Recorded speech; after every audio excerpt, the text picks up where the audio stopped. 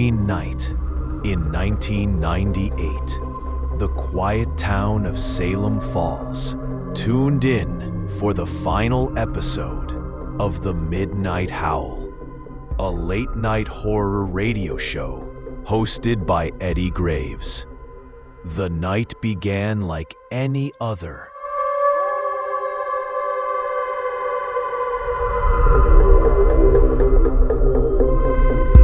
With Eddie inviting listeners to call in and share their scariest Halloween memories.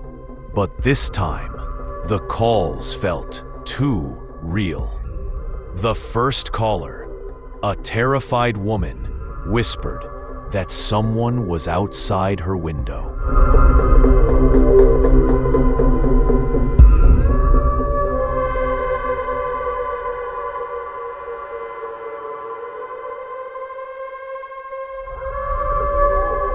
Moments later, sirens wailed in the background, and news broke of a murder on that very street. Shaken but curious, Eddie continued. A second call came from a child, crying that his mother had been sleeping all week, and that Daddy said don't wake her.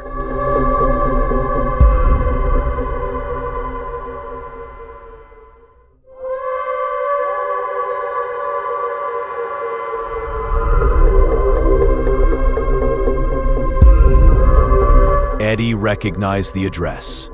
It belonged to a family recently reported missing.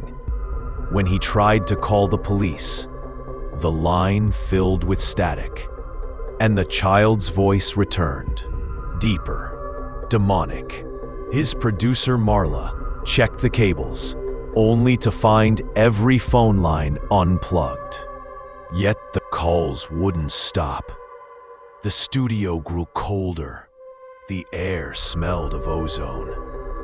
Then a calm male voice called, asking, "Do you remember the night you hit that kid on Elm Street?" Eddie froze.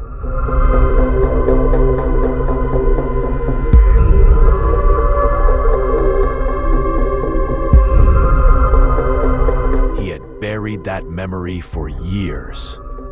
The studio clock started spinning backward as the same song from that night played through the speakers. Shadows flickered across the control room glass. Panicked, Eddie tried to leave, but the studio door was chained shut from the inside. He went back on air, begging for someone, anyone, to hear him. The transmission ended with his trembling voice signing off. This is the Midnight Howl, signing off forever.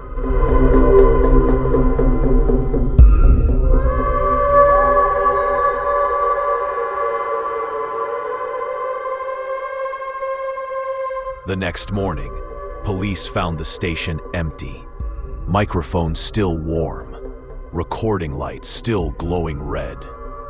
That night, across Salem Falls, radios turned on by themselves, and a familiar voice whispered, "Welcome back to the Midnight Howl."